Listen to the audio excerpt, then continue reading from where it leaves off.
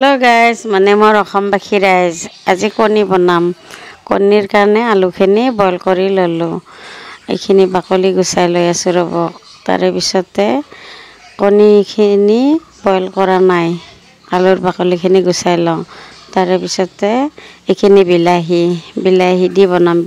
এইখিনি পিয়াজ, এইখিনি বিলাহীখিনি বটি লম মিক্সিত। এয়া পিয়াজ, আদা, নহৰু মিক্সিত বটি লওঁ। তাৰে পিছতে একলগতে সব বিলাহীখিনিও দি দিম। একেলগে বনাম যিহেতুকে ইয়াতে বিলাহীখিনিও দি ললোঁ। বিলাহীখিনিও বটি লওঁ। কণীকেইটা বইল কৰা নাই। আজি কণীকেইটা অলপ বেলেগকৈ বনাম। এইখিনি বিলাহীয়ে আৰু আদা নহৰুৱে বটি ললোঁ। এইখিনি আলু বইল কৰি লোৱা আলুখিনি এনেকৈ ৰঙচুৱা কৰি ভাজি ল'ম। ৰংগুৰা দিলোঁ। তাৰে পিছতে নিমখ দিলোঁ। নিমখ দি পেলাই এনেকৈ ৰঙা কৰি ভাজি ল'ম। ভাজি লৈ লাষ্টত বিলাহীখিনি এয়া কণী টচ কৈছিলোঁ নাই, কণী বইল কৰা নাই। কণীকেইটা টচ বনাই লৈছোঁ। কণীৰ আমলেট কৰি বনাইছিলোঁ, কিন্তু আজি টচ বনাই বনাম। এনেকৈ বনোৱা নাই কোনোদিনো। বইল কৰি বনাইছোঁ, আমলেট কৰি বনাইছোঁ, কিন্তু টচ কৰি বনোৱা নাই। আৰু টচ কৰা কেৰাহীটোতে সেইখিনি তেলতে এটা শুকান জলকীয়া দিছোঁ। তাৰে পিছতে ডালচেনি আৰু লঙো দিছোঁ। এতিয়া ইয়াতে দুটামান পাঁচফোৰণ দিলোঁ। পাঁচফোৰণখিনি অকণমান ৰঙচুৱা হ'লে মানে ইয়াতে এই যে আদা নহৰু বিলাহী পেষ্ট কৰি থোৱা বুলি কৈছিলোঁ, সেইখিনি ইয়াতে দি দিম। গতিকে এইখিনি ভাজা হ'লে এয়া ঢালি দিলোঁ। নেদেখালোঁ দিয়ক, এইখিনি আৰু ডাইৰেক্ট কেৰাহীত লৰাই থকাহে দেখালোঁ। ঢালি দিয়া নেদেখালোঁ আৰু। এতিয়া এইখিনি অকণমান গোন্ধটো গ'লে কেঁচা নহৰুৰ আৰু বিলাহীৰো এটা গোন্ধ থাকে না, এইখিনি পিঁয়াজ আদা নহৰু বিলাহীৰ গোন্ধখিনি গ'লে অকণমান পানীটো মৰি আহিছে ৰ'ব। এনেকৈ ভাজি আছোঁ। তাৰে পিছত ইয়াতে মছলা দিম। আৰু আদা নহৰু সকলোখিনি ভজা হৈ গ'ল।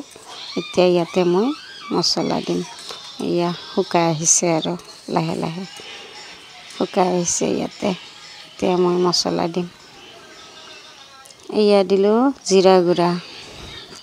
তাৰে পিছতে জিৰা গুড়া দিলোঁ 1 চামুচ। এয়া দিলোঁ ধনিয়া গুড়া 1 চামুচ। এয়া মিট মছলাও দিলোঁ 1 চামুচ। আকৌ ইয়াতে দিম ৰংগুড়া। আলুখিনিত দিছে, কমকৈ দিলেও হ'ব। আলুখিনিত ৰংগুড়াও দিছোঁ, নিমখো দিছোঁ। গতিকে কমকৈ হ'লেও কথা নাই, ইয়াৰ নিমখ সোৱাদ অনুযায়ী। এইখিনি লৰাই অকণমান মছলাটো ভজা হওক। ভজা হোৱাৰ পিছত ইয়াতে মই পানী গৰম কৰি থৈছোঁ। গৰম পানীয়ে ব্যৱহাৰ কৰিম ৰ'ব। আগতেও মই এটা ভিডিঅ'ত কৈছিলোঁ যে সদায় এইখিনি দিলোঁ গৰম মছলা। তাৰে মাজতে কৈ দিলোঁ আৰু। আগতেও কৈছিলোঁ মই সদায় চব্জিত এয়া মিট মছলা। গতিকে গৰম পানী ব্যৱহাৰ কৰিব লাগে।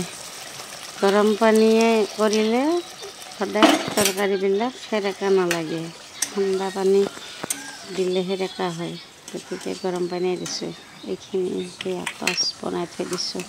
সেইকেইটা ইয়াতে পানী অকণমান দিলোঁ। পানীখিনি শুকাওক আৰু পানী দিম। তাৰে পিছত এখন এখনকৈ মই এয়া গৰম পানী আকৌ দিলোঁ।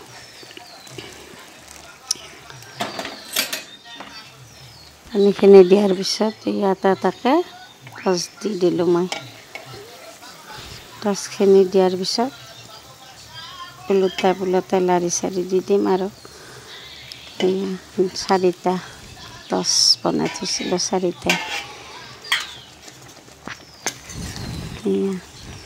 4টা উল্টাই দিছোঁ ৰ'ব। উতলা হওক আৰু উল্টাই অহাৰ পিছত আলুখিনি পেলাই দিম। তাৰে পিছতে কিনো ক'ম, মানে আজি গাটো ভাল লগা নাই। এয়া ভাজি থোৱা আলুখিনিও দিলোঁ। ভাজি থোৱা আলুখিনি এনেকৈ দি অলপ লাৰি চাৰি দিম। আৰু দিয়াৰ পিছত আগতেও তেনেকৈ ভিডিঅ' দি আছোঁ মই সদায়, মাজে মাজে এটা দুটা, কিন্তু চাই কিনে থৈ দিয়ে। লাইক কমেণ্ট শ্বেয়াৰ নকৰে।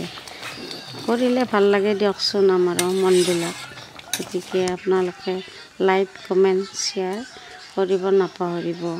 আৰু লগতে যদি ফেচবুকৰ পৰা চাই আছে ফ'ল' কৰিব নাপাহৰিব। Bye bye.